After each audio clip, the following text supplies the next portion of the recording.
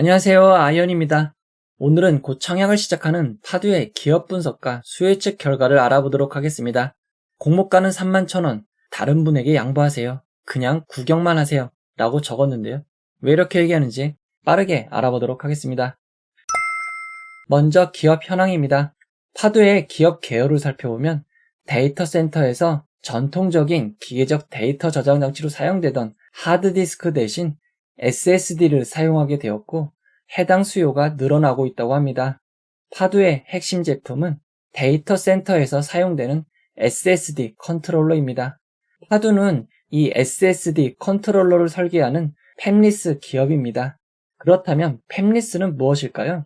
이전 종목에서도 살짝 소개해드렸지만 반도체 생산 공정을 살펴보면 삼성전자, 하이닉스, 마이크론, 인텔처럼 직접 설계를 하고 보유한 공장에서 생산을 하여 제품을 독자적으로 만드는 종합 반도체 회사 IDM이 있습니다. 그리고 엔비디아처럼 칩 설계에만 집중하는 팹리스, TSMC처럼 생산에만 집중하는 파운드리, ASE처럼 테스트와 패킹에만 집중하는 오셋 업체로 나뉠 수 있습니다. 파두는 엔비디아처럼 공장 없이 칩 설계만 집중하는 팹리스입니다. 실제 파두는 팹리스로서 모든 제품이 TSMC를 통해 생산되고 있습니다. 파두는 데이터 센터에서 사용되는 기업용 SSD 컨트롤러를 만든다고 했기에 SSD에 대해서 알아야 합니다. SSD부터 빠르게 알아보도록 하겠습니다. HDD, 하드디스크는 턴테이블처럼 디스크에 정보가 저장되는 디스크 방식이고 SSD는 MP3 플레이어와 같은 디지털 방식입니다. 즉 하드디스크는 자석의 성질을 지닌 금속 원판인 디스크를 회전시키며 헤드를 통해 데이터를 읽고 씁니다. 따라서 모터와 같은 물리적인 장치가 필요하기에 소음과 속도에서 제약이 있었습니다. 반면 SSD는 메모리 반도체에 데이터를 저장하기에 하드디스크와 달리 물리적인 장치가 없어 소음이 없고 데이터 속도를 향상시켰습니다. 그렇다면 SSD에는 어떤 메모리 반도체가 이용이 될까요? 메모리 반도체의 양대 산맥은 D램과 낸드입니다. D램은 PC 및 전자장치에서 주 기억 장치로 사용되는 고속 메모리이고 낸드는 SSD, USB 메모리 카드 등에서 주로 사용되는 메모리입니다. 중요한 특징으로는 D램은 전원이 꺼지면 보관하고 있던 데이터가 사라지고 낸드는 전원이 없어도 데이터를 보관할 수 있습니다. 단 영구적으로 보관되는 것은 아니고 1년에서 10년 사이로 제품별로 다릅니다. 따라서 USB 및 메모리 카드에 보관된 데이터는 반드시 백업을 해두시기 바랍니다. 낸드는 저장 용량을 크게 만들 수 있는 장점이 있지만 대신 속도가 매우 느립니다. 그렇게 동작 속도가 매우 빠른 D램이 주 기억 장치 메모리로 이용되고 용량이 큰 낸드가 보조 기억 장치 SSD 등에 이용되는 것입니다. 그리고 SSD는 규격에 따라 다른 모양을 가지고 있습니다. 약간 넓은 모양과 길쭉한 모양으로 나뉘는데 사실은 모양이 아니라 어떻게 PC에 연결되느냐에 따라 정해집니다. 넓고 얇은 통처럼 생긴 SSD는 SATA 방식으로 PC와 연결이 됩니다. 컴퓨터를 예전에 조립해 보신 분들은 사진과 같은 빨간 케이블이 기억이 나실 것입니다. 해당 케이블은 하드디스크에 사용되는 케이블이었지만 SSD도 SATA 방식을 그대로 이용함에 따라 해당 케이블로 똑같이 연결을 할 수 있습니다. SATA 방식은 1초에 최대 600메가를 전송할 수 있습니다. 사실 이전의 하드디스크는 속도가 느려서 이 정도 속도를 내기란 쉽지 않았지만 메모리 반도체를 이용하는 SSD는 곧 속도의 한계를 느끼게 되었습니다. 이를 개선하기 위해 기존의 하드디스크 방식인 SATA 대신 다른 방식을 이용하게 됩니다. 컴퓨터가 그래픽 카드 등 다른 장비들과 연결되기 위한 확장 슬롯이 있는데 이런 확장 슬롯을 통해 데이터를 빠르게 주고받을 수 있는 방법이 PCI Express입니다. 줄여서 PCIe라고 부릅니다. NVMe는 SATA보다 빠른 PCI Express를 이용하여 SATA보다 더 많은 데이터를 보낼 수 있습니다. 이때부터 본격적으로 SSD의 성능이 확대되었습니다. PCI Express는 버전에 따라 속도 차이가 납니다. PCI Express 3.0, 혹은 젠3, 3세대로 불리우는 방식은 1초에 8기가 트랜스퍼를 전송할 수 있지만 4세대는 2배인 16기가 트랜스퍼, 5세대는 다시 2배인 32기가 트랜스퍼가 전송이 가능합니다. 이처럼 세대가 올라갈수록 더 많은 정보를 빠르게 주고받을 수 있습니다. 빠른 속도를 내기 위해 SSD에 PCI 익스프레스 버전이 강제되는 곳이 있습니다. 플레이스테이션 5를 예를 들면 PCI 익스프레스 4세대 4.0 이상의 SSD만 사용이 가능합니다. 이를 노리고 4세대 게임용 SSD를 파는 곳도 있습니다. 이어서 본격적으로 SSD 컨트롤러에 대해서 알아보도록 하겠습니다. SSD는 낸드 플래시 메모리, 그리고 D램, 그리고 컨트롤러로 구성되어 있습니다. 앞에서는 SATA 형식의 SSD를 살펴봤지만 NVMe 방식의 SSD도 똑같이 낸드 플래시 메모리, D램, 컨트롤러로 구성되어 있는 것을 확인할 수 있습니다. 당연히 낸드 플래시가 데이터를 저장하는 역할을 할 텐데 컨트롤러는 도대체 무슨 일을 하는 것일까요? 삼성전자 반도체 뉴스룸에서 본 자료가 너무나 쉬운 예로 설명을 하셔서 가져와 봤습니다. 낸드 플래시 메모리가 책을 보관하는 서재처럼 책을 꼽을 수 있는 데이터를 저장할 수 있는 곳이라면 컨트롤러는 책을 정리하는 사서로 생각하시면 됩니다. 책은 서재에 저장이 되지만 책을 어떻게 분류하여 저장할지 결정하는 것은 사서가 결정하게 됩니다. 투자 설명서에 나와 있는 SSD 컨트롤러의 역할을 살펴보면 매우 많은 일을 하는 것을 알 수 있습니다. 이 중 쉽게 예를 들어 설명할 수 있는 제사상 리매핑 및 불량 블록 관리에 대해서 알아보도록 하겠습니다. 낸드 플래시 메모리에서 데이터가 저장되는 곳을 셀이라고 부릅니다. 셀을 반도체 칩 속 작은 방이라고 볼 때 사람이 있으면 1이고 사람이 없으면 0으로 판단할 수 있습니다. 이때 컨트롤러는 사람을 어떻게 방에 넣을지, 어떻게 데려올지를 결정하고 수행한다고 보면 됩니다. SSD의 컨트롤러가 중요한 이유 중 하나는 모든 셀에는 고유한 수명이 있습니다. 랜드 메모리의 셀은 각각 수명이 정해져 있기에 일부의 셀만 많이 이용하게 되면 해당 셀은 금방 못 쓰게 됩니다. 옛날에 나왔던 SSD 제품 중에 앞부분에 있는 셀만 집중적으로 사용하게 되어 해당 셀들이 빨리 고장나버리는 문제가 있었던 적도 있습니다. 따라서 컨트롤러는 모든 셀을 골고루 똑같이 이용할 수 있도록 관리하는 역할을 하는데 이 역할이 바로 제사상 리매핑입니다. 그리고 각 셀들의 상태를 측정해서 상태가 좋지 않아 쓰면 안 되는 셀들은 사용하지 못하도록 처리를 하고 데이터가 날아가지 않도록 미리 관리하는 역할도 합니다. 다만 앞에서 살펴본 것처럼 컨트롤러가 중요한 이유 중 하나는 낸드 메모리에 셀 수명이 있기 때문인데 기술 개발에 성공하여 수명이 줄어들지 않는 낸드 메모리 개발에 성공한다면 SSD 컨트롤러의 수요 감소 혹은 중단이 될 수도 있는 점 주의하시기 바랍니다. 그리고 SSD는 일반 소비자용과 기업용으로 나뉠 수 있습니다. 기업용은 훨씬 비싸고 대신 높은 성능과 신뢰성이 요구되는 제품입니다. 주로 데이터 센터, 서버 등에서 사용이 됩니다. 실제 파두가 개발한 SSD의 컨트롤러를 살펴보면 앞에서 살펴본 대로 PCI 익스프레스 3세대, 4세대, 5세대에 맞는 제품이 있는 것을 알 수 있습니다.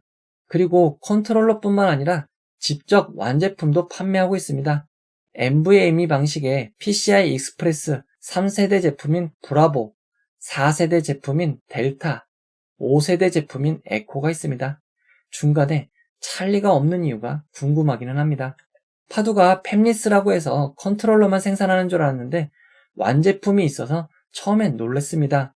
다만 해당 제품은 파두가 직접 만들지 않고 부품을 구입한 후 제조 전문 기업의 위탁 생산을 통해 만들어지고 있습니다. 즉 ODM으로 만들어지고 있는 것입니다. 2023년 1분기 매출을 살펴보면 SSD 완제품의 매출 비중이 35.8%로 꽤 높은 것을 알 수 있습니다. 파두가 공급하는 완제품은 부품을 직접 매입하고 있기에 재고 관리 및 여러 문제가 생길 수 있습니다. 따라서 파두를 완전한 팹리스 회사로 보기는 어려울 것 같습니다.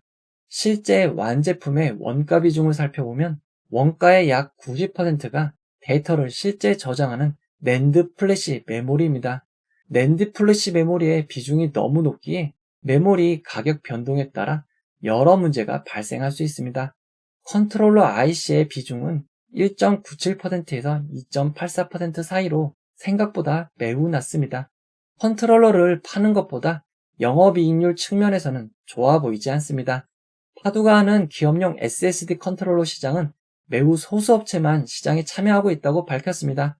다만 현재는 시장이 아주 크지 않은데 앞으로 시장이 커지면 기존 업체들이 해당 시장에 기술 개발을 통해 진입을 할 수도 있습니다.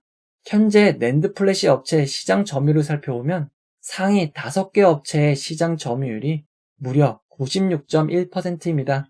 디램이 삼성전자, SK하이닉스, 마이크론 3개 업체의 과점인 것처럼 낸드 업체는 5개 업체가 과점인 시장입니다. 삼성전자가 디램과 마찬가지로 34%의 점유율로 압도적인 1위를 차지하고 있습니다. 1위인 삼성전자는 데이터 센터에 최적화된 SSD 제품을 개발, 공급하고 있습니다. 실제 홈페이지에 있는 제품을 살펴보면 PCI 익스프레스 4.0 4세대 기반 제품이 있습니다. 삼성은 사진을 보면 알 수 있지만 자사의 낸드 플래시, 자사의 디램, 자사의 컨트롤러를 사용하고 있는 완전체 기업입니다. 홍보 자료에서도 이 모든 것을 직접 하고 내재화하고 있는 것을 자랑하고 있습니다. 파두의 제일 큰 경쟁자이자 쉽게 넘기 어려운 경쟁자가 바로 삼성전자인 것 같습니다.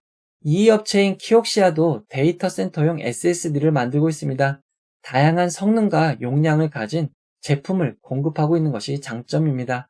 3위인 SK하이닉스는 우리나라 홈페이지를 살펴보면 아직까지 개인용 SSD 제품만 있는 것으로 보입니다. 그러나 SK하이닉스는 인텔의 SSD 사업을 인수하였습니다. 인텔도 기업에서 사용하는 데이터 센터용 SSD 제품 사업을 하고 있었습니다. 인텔을 솔리다임을 통해 인수한 SK하이닉스는 데이터 센터용 SSD 사업을 솔리다임을 통해 이어갈 것 같습니다.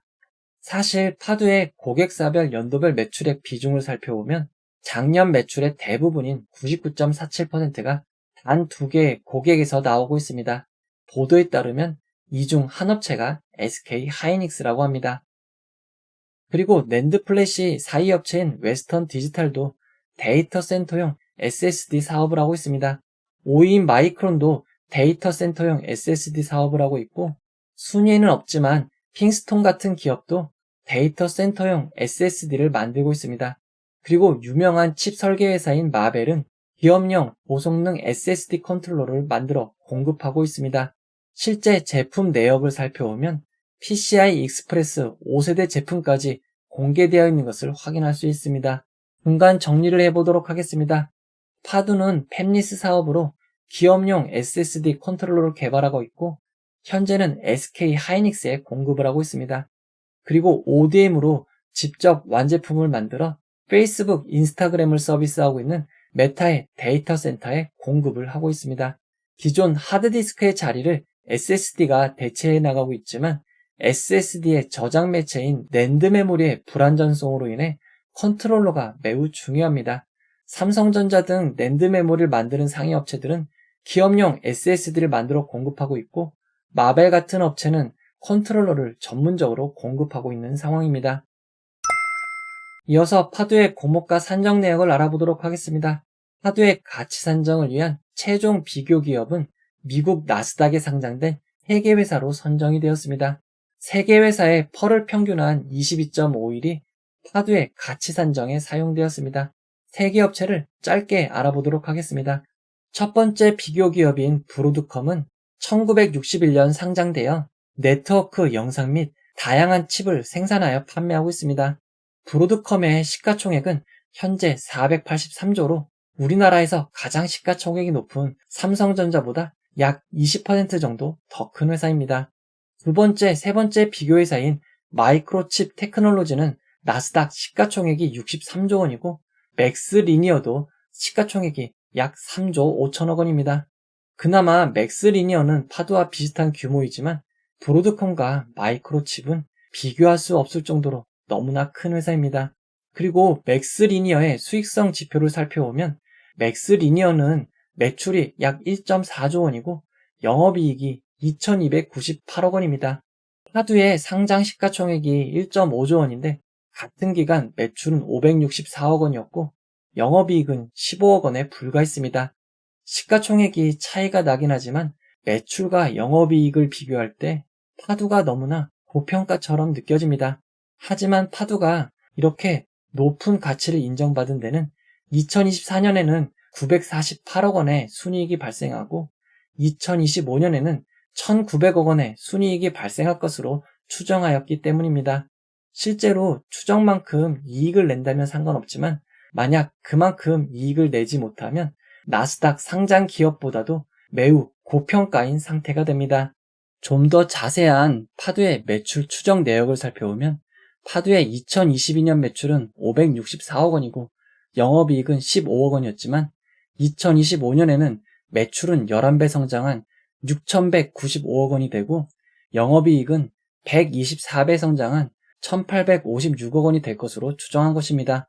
그리고 제품별 추정 내역을 살펴보면 현재 매출의 3분의 1을 차지하고 있던 SSD 컨트롤러보다 완제품 SSD의 매출이 늘어날 것으로 보고 있습니다. 그리고 PCI 익스프레스 4세대 모델이 주력 매출 제품이 되고 5세대 매출이 빠르게 늘어날 것으로 보고 있습니다. 여기에 추가적으로 진행하는 신사업 부분이 있습니다. 데이터 센터의 파워를 관리하는 PMIC, 그리고 AI와 동영상 스트리밍 서버에서 사용되는 통신용, 연산용 반도체에서 2025년 218억 원의 매출을 올릴 예정입니다. 그러나 현재 파두의 연구 개발 조직을 살펴보면 대부분의 인력이 핵심 제품인 SSD 컨트롤러 관련 인력이고 남은 인력은 단 3명밖에 되지 않습니다. 다만 공모자금 사용 용도를 살펴보면 차세대 반도체 개발에 SSD 개발보다 더 많은 자금을 사용할 예정입니다. 정리를 해보도록 하겠습니다. 파두의 현재 매출은 SK 하이닉스와 메타에서만 발생하고 있으나 앞으로 3년간 매출은 11배, 영업이익은 124배 성장할 것으로 추정하여 공모가를 산정하였습니다. 비교회사는 미국 나스닥에 상장된 대형 업체들입니다. 심지어 브로드컴은 삼성전자보다 큰 회사입니다. 그리고 아직 선행 연구는 3명밖에 하고 있지 않지만 2025년에는 해당 신사업에서 218억 원의 매출이 발생할 것으로 공모가를 산정하였습니다. 파두의 기술력 및 기업용 SSD 컨트롤러의 미래는 인정할 수 있지만 파두가 산정한 기업의 미래 가치는 현재로서 정확히 평가하기는 어려울 것 같습니다. 이어서 파두의 일정을 알아보도록 하겠습니다. 파두는 7월 27일 목요일 청약을 시작하여 7월 28일 금요일 청약이 마무리됩니다.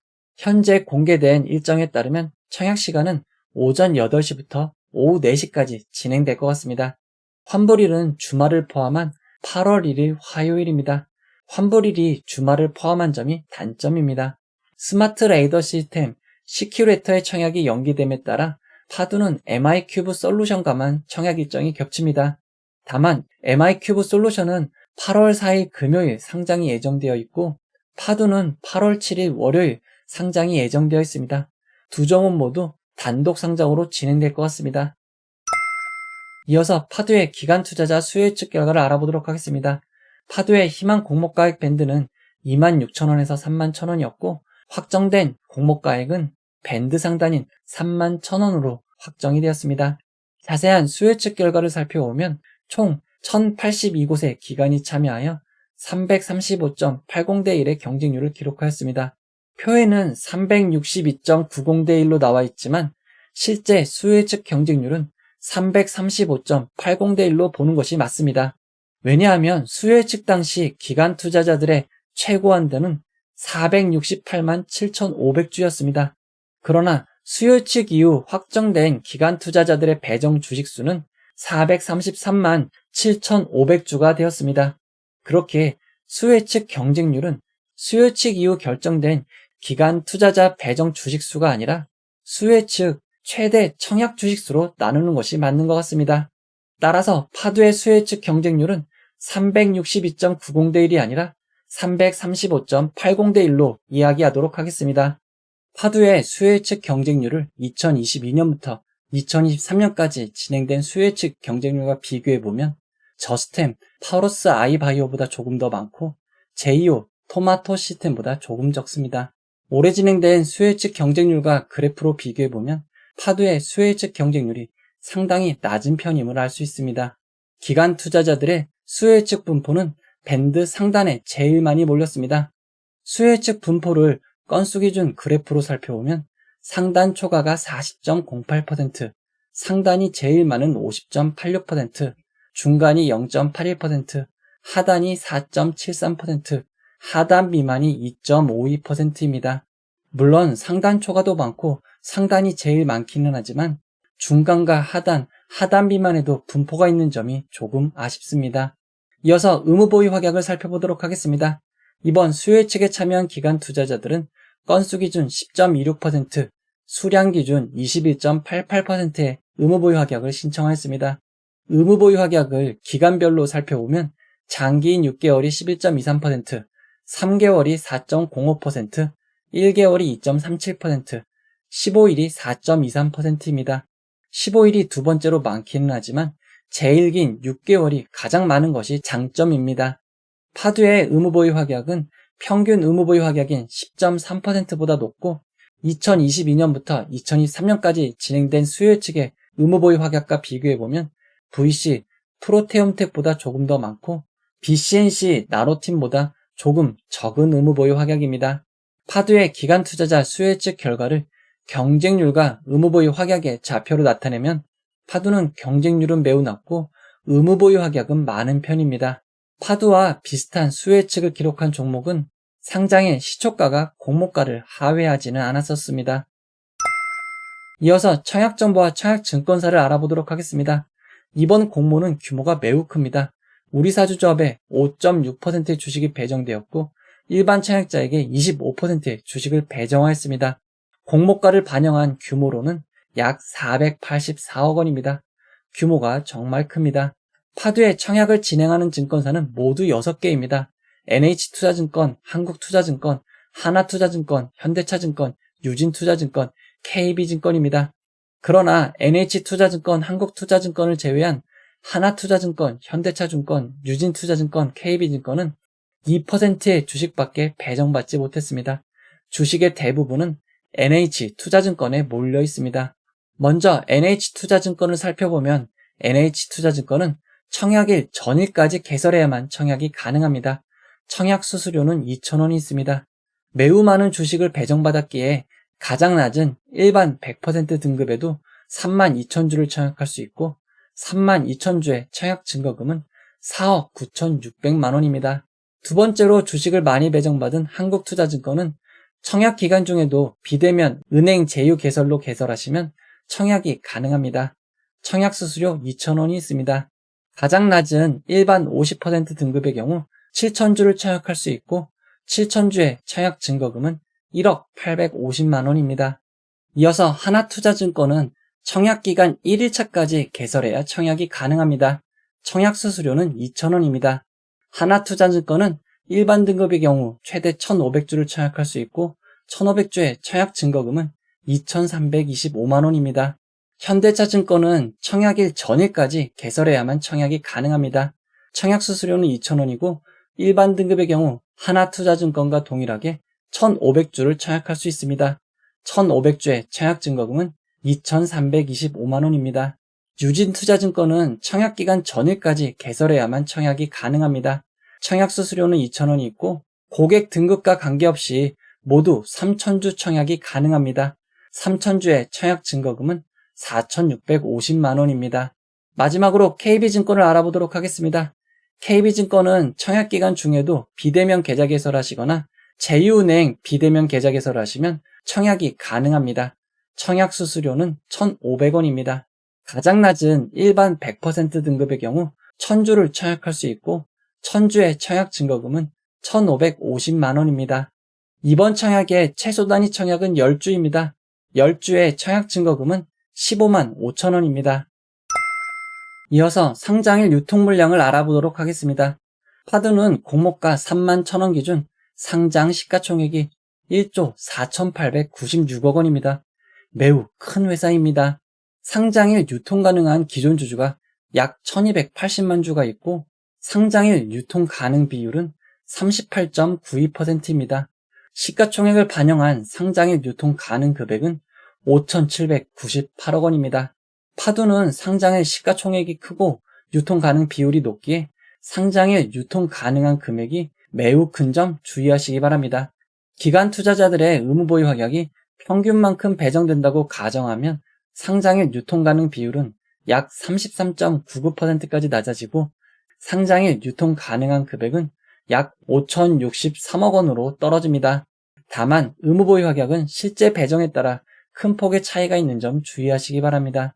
상장일 주체별 유통물량 비율을 살펴보면 기존 주주가 68.46%, 일반 청약자가 8.35%, 기관 투자자가 23.19%입니다. 상장일 매각 가능한 기존 주주가 약 3분의 2가 넘는 68.46%인 점이 큰 부담입니다. 금액으로도 매우 큰 3,969억 원입니다. 상장일 매각 가능한 기존 주주들을 살펴보면 이 표에 모두 담지 못할 정도로 매우 많은 기관 투자자들과 회사, 그리고 소수의 기타 주주로 구성되어 있습니다. 표에서 나온 기타 주주는 소액 주주분들의 숫자가 많지 않기에 일반 개인은 아닐 것 같습니다.